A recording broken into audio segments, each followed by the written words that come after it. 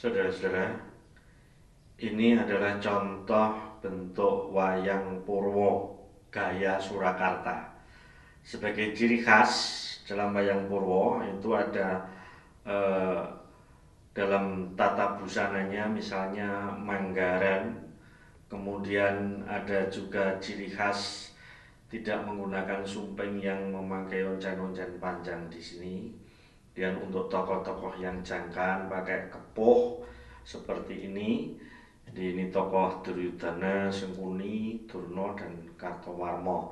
Ini bentuk wayang Purwo gaya Surakarta yang dalam tanda petik tidak termasuk tokoh-tokoh wayang Jawa.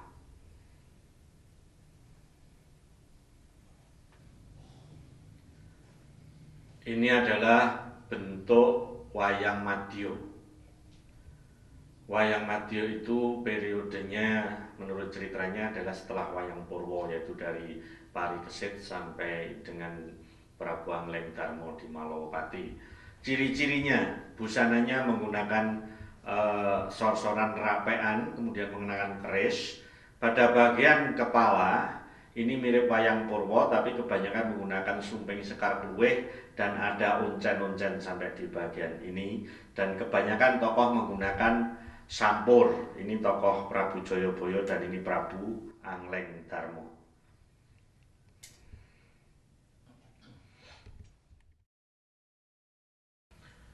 Ini adalah bentuk wayang gedhog. Siklus ceritanya itu sekitar Kediri dan Jenggolomanik. Ini figur Raja Jenggolomanik Prabu Inu Kartopati. Ini Raja Bantarangin Prabu Klono Sewandono. Salah satu ciri khas dalam wayang gedhog adalah tokoh-tokoh Bambangan mengenakan tekes. Begitu pula tokoh-tokoh seperti Klono ini seperti ini. Jadi sangat berbeda dengan wayang Purwo, menggunakan oncen, kemudian pakai rapean dan keris. Begitu juga untuk tokoh halusan, rapean dan keris. Tapi rapeannya agak berbeda dengan wayang Madya. Wayang Purwo, kalau tadi ada gaya Surakarta, ini adalah wayang Purwo gaya Jawa Timuran. Meskipun siklus cerita berbeda, tokohnya juga sama, tapi bentuk wayangnya agak berbeda. Ini tokoh Doro Guru, ini Raja Ndorowati Prabu Menari Singo. Ciri khasnya bisa dilihat pada sekadi warna, itu didominasi oleh warna merah dan kapareanom, dan juga dari segi ornamen-ornamennya, tatan, bentuk ornamen keseluruhan postur tubuh wayang itu modelnya agak berbeda. Begitu pula ukuran wayangnya. Begitu wayang Jawa Timuran.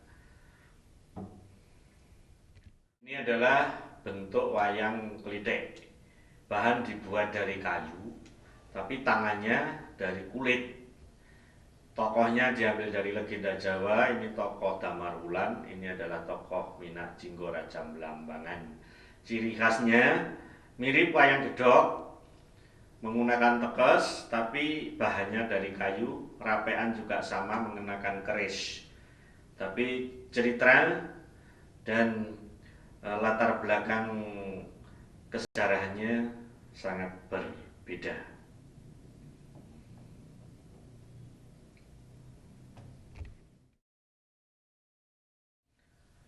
Cepengan.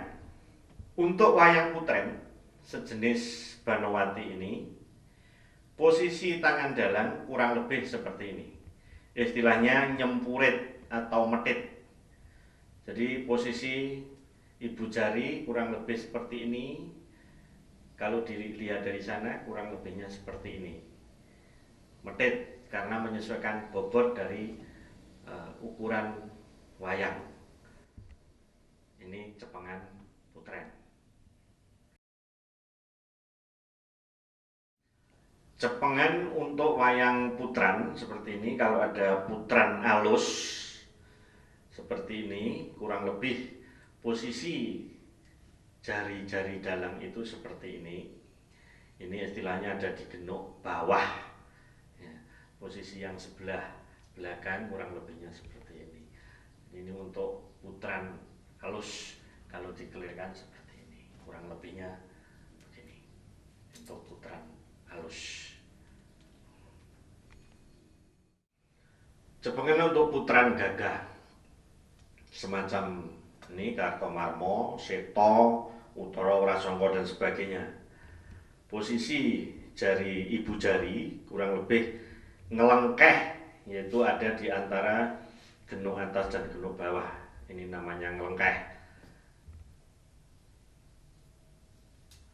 Berikutnya, untuk cepengan wayang gagah ini diusahakan ada di antara picisan dan kaki wayang yang belakang. Ini namanya cepengan ngepok.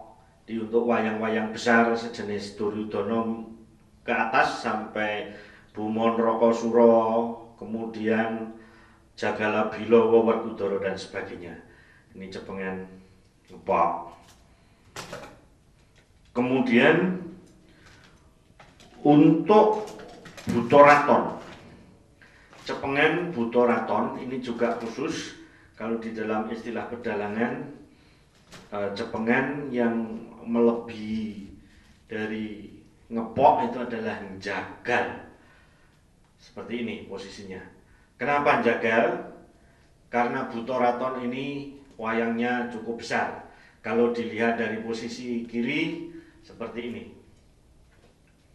Jadi ibu jari masuk sedikit ke bagian kaki wayang. Kemudian untuk wayang kewanan. Wayang kewanan misalnya ada kuda atau kapal, jaran atau macan. Ini karena gapitnya gapit rempakan. Nah, makanya memegangnya misalnya kalau macan. Ini harus agak masuk kepada bagian wayang, kurang lebih seperti ini. Karena kewan itu geraknya sangat berbeda dengan tokoh-tokoh satria atau dewa, dan suatu ketika bisa digerakkan seperti ini, bisa digerakkan seperti ini, bergantung tokohnya. Kalau juga seperti ini, makanya cepengannya harus mengikuti karakter wayang. Khusus untuk jaranan atau kapalan, karena tokohnya itu naik kuda, jangan sampai terkesan orangnya atau tokohnya nuntun kuda, tapi ada di atas punggung kuda. Kurang lebihnya seperti ini. Di posisinya cepengan seperti ini.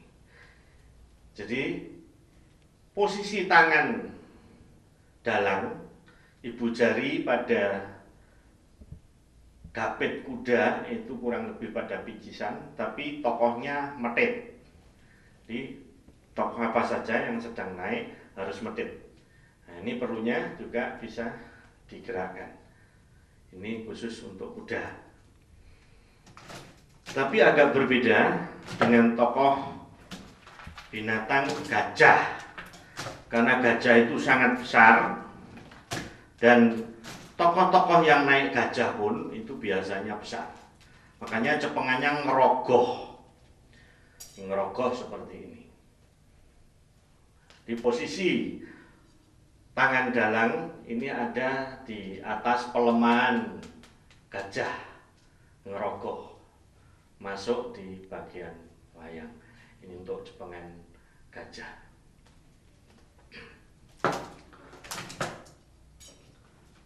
Cepengan untuk ampyak atau rampokan ini juga sangat berbeda, karena rampokan itu bentuknya persegi panjang, maka cepengannya harus agak mincuk begini. Jadi ibu jari tangan dalang itu masuk ke bagian kulit kemudian agak dipincuk. Ini supaya geraknya bisa stabil. Karena kalau sampai begini, ini akan kelihatan kebalik melengkungnya. Jadi harus begini, mincuk.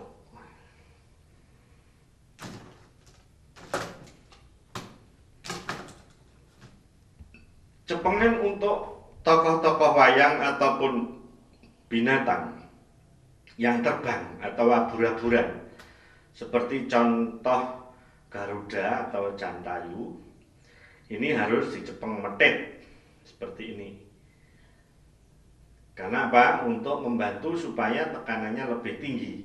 Jadi metit, memberi tekanan ringan, karena tokoh ini kesannya terbang. Ini. Makanya untuk tokoh Garuda ini gapitnya meskipun rempak, tapi yang di bawahnya bulat. Nah, supaya bisa diputar-putar. Begitu pula untuk abur-aburan tokoh satria seperti Gatotkaca, Anoman, Kresna dan sebagainya, itu harus medit.